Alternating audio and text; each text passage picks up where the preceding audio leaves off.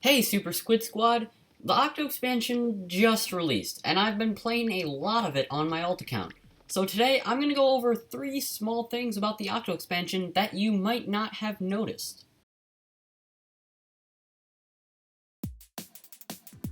Number 1. You might think that the Deep Sea Metro is just a method to get between the Octo Expansion's levels.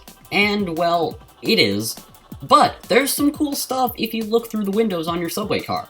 There are 5 different designs for the tunnel outside the metro, and which one you see is influenced by the line that the last level you entered is on. There are 5 different designs and 10 different lines in the whole Octo Expansion, meaning that each tunnel design has 2 different lines where it can be found. These different tunnels are really interesting to look at, and they actually have some amount of interconnectedness to them. With that in mind, let's take a look at all the different tunnel designs. Starting us off with our first subway tunnel, we have a subway tunnel. Amazing! This is the first tunnel type you encounter in the game, as it appears on line A, and it's also the most boring of the bunch. This design is a bunch of floating neon displays. It's really cool, especially when you notice the deep sea dwellings lurking in the background. Those same undersea cities actually appear in some of the levels around the deep sea metro as backdrops, so it's nice to see some continuity. On this design, you're cruising along underwater. I'm not sure why the train isn't floating, but whatever. There are some support tubes and scaffolding here as well, but really you can't see that much. Here's a bridge. Okay, remember those tubes and scaffolding from the underwater design? It's here too.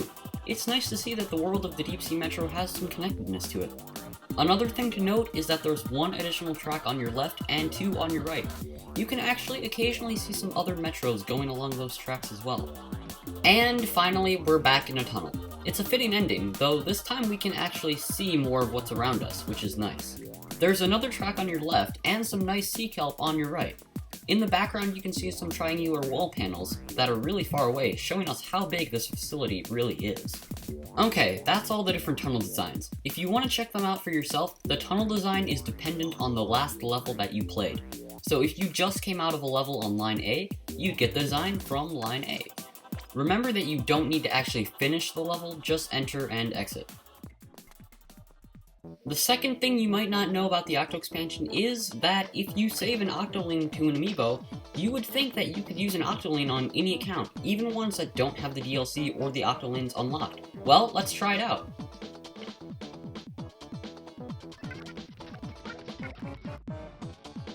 Sadly, it looks like if you try and use the Octoling Amiibo on an account without it unlocked, it doesn't do anything.